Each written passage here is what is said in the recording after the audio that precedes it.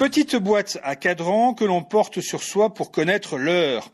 La définition est on ne peut plus précise pour parler de la montre, mais sans dire un mot de son origine. La montre, d'accord, mais pour montrer quoi ? Lorsque les premiers mécanismes ont été inventés pour mesurer le temps qui passe à l'échelle humaine, l'objet en question a été appelé horloge, du grec hora et legein, traduction dire l'heure. Mais auparavant, le temps qui passe était mesuré par des cadrans solaires, des sabliers ou des horloges à eau ou à ressort, selon que l'on voulait calculer le temps en heures ou en minutes.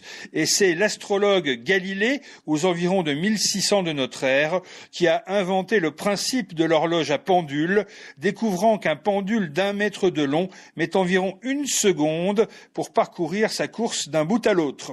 Mais revenons-en à notre montre. Au début, on ne parlait que de cadran d'horloge pour le différencier du cadran solaire, puis progressivement, ce cadran est devenu l'objet qui montre, d'où le terme la montre d'horloge, comme on disait alors, puis l'objet est devenu la montre portative, avant de finir par être appelé tout simplement la montre, le mot horloge ayant disparu de l'expression.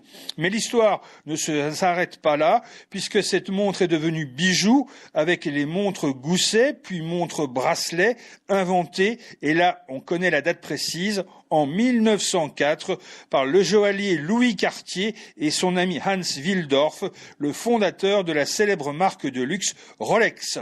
La petite histoire veut que cette première montre portée au poignet ait été créée à la demande d'un pionnier de l'aviation civile qui se plaignait de ne pas pouvoir lire correctement en vol sa montre gousset. Depuis, en tout cas, la montre est effectivement devenue, comme son nom l'indique si bien, l'un de ces objets que l'on montre, signe de mode ou de richesse.